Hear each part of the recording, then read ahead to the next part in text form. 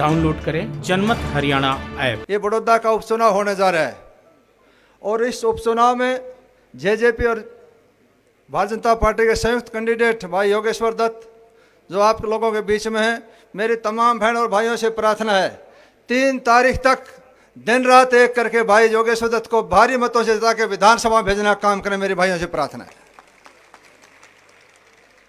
जिस प्रकार आप लोगों ने घी दूध पिला के इस नौजवान को पहलवान बनाया, इसी प्रकार हमारा धर्म कर्तव्य बनता है।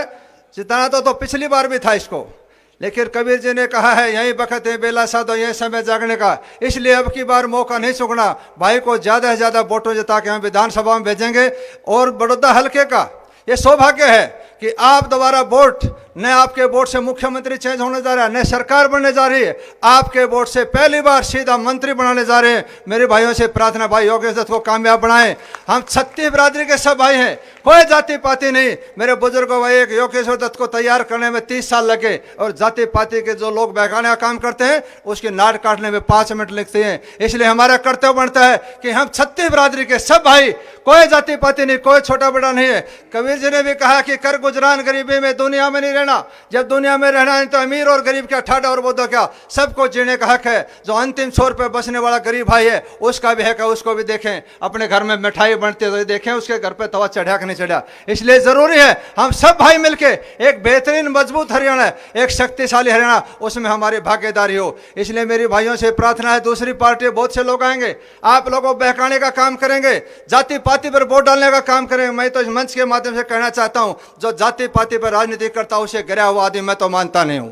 इसलिए जरूरी है उस सोच से ऊपर होके इस बात चौधरी भूपेंद्र हुड्डा ने इस प्रदेश को, मेरे बुजुर्गों भाई, 2-3 काम ऐसे करे जिसका खामियाजा पूरा प्रदेश ने भोगा।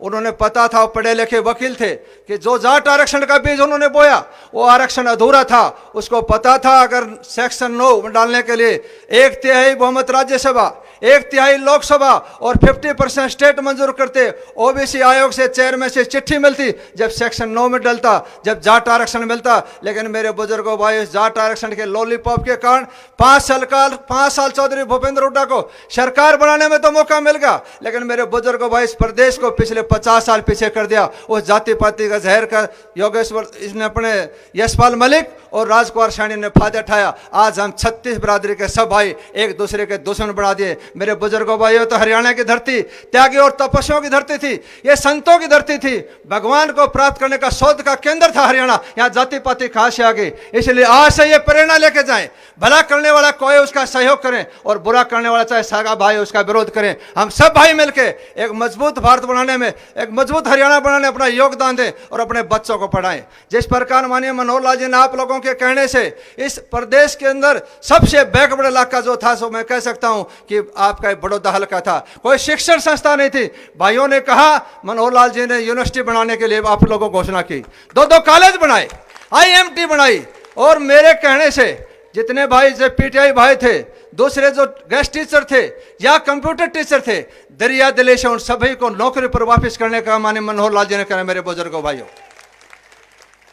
मेरे मनोहर लाल जी के मंच से माध्यम से और छोटी सी प्रार्थना है, आपके कुछ बच्चे और हैं, D ग्रुप के स्पोर्ट्स वाले हैं, कुछ छोटी मोटी नौकरी वाले और भी हैं। मैं भाई से प्रार्थना करना चाहता हूं, मनोहर लाल जी, आपके दरिया दिल से जब इलेक्शन होने के बाद ये सीट आपकी झोली में आ जाएगी, उसके बाद इस बच्चों की समस्या का समाधान करने की मैं पुरजोर कोशिश करूंगा। और आपके सहयोग से इन बच्चों का भविष्य जो आप लोगों की तरफ देख रहे हैं, ये त्यागी और तपस्वी के कारण, आप लोगों ने दरिया दिली के कारण मौका दिया है। मैं यही भाई से प्रार्थना करूंगा, जरूर इन बच्चों के बारे में भी कोई रास्ता निकाल के आने वाले टाइम इन बच्चों के भविष्य के लिए प्रयास करेंगे। और मेरी एक भाइयों से भी प्रार्थना बढ़ती है कि हमारा भी धर्म पड़ता है जो अच्छा आदमी हो, कोई जाति पाति नहीं, कोई जरूरी नहीं है कि अच्छा आदमी जाट के घर में पैदा हो, कोई जरूरी नहीं है अच्छा आदमी ब्राह्मण के घर में पैदा हो। इस गरीब घर के अंदर मेरे बुजुर्गों भाई 36 बिरादरी के एक से एक महापुरुष हुए हैं। एक से एक अटल बिहारी वाजपेयी, राम मनोहर लोहिया, दीनदयाल उपाध्याय, कितने महापुरुष हो जाति पाति से, और अपने नरेंद्र भाई मोदी जी। इसलिए महापुरुष कोई भी हो वो किसी जाति विषय से ऊपर उठे होते हैं। तो हमारा भी कर्तव्य बनता है, हमारा पुणे भारत सोने की चिड़िया बने, पुणे भारत विश्व गुरु बने और ये तन मन धन समर्पित होके मेरे बुजुर्गों भाई देश की सेवा में लगाएं, तन मन धन से आगे बढ़ें। मैं इस मंच के माध्यम से आपको बताना चाहता हूं, धन होना, पद होना, डॉक्टर बनना, इंजीनियर बनना, मंत्री संतरी बनना, ये कोई बड़ी बात नहीं है। सबसे बड़ी बात है इंसानियत होना, और इंसानियत वो है किसी दूसरे का काम आए, किसी भूखे को भोजन, किसी प्यासे को पानी पिलाएं, किसी दुखिया का दुख बटाएं, किसी बेसहारा को सहारा दें, किसी गरीब बहन बेटी की जो इबादत हमारा धर्म है। हम तो त्यागी तपस्वी संतों की संतान है, इसलिए यहाँ जाति पाति कोई मेर तेर कुछ नहीं, ये भगवान ने दिया है। कर्म योनि है, कुछ कर्म करके जाएं, जीव मात्र की सेवा करते मोक्ष को प्राप्त करिए, हमारा देह होना चाहिए।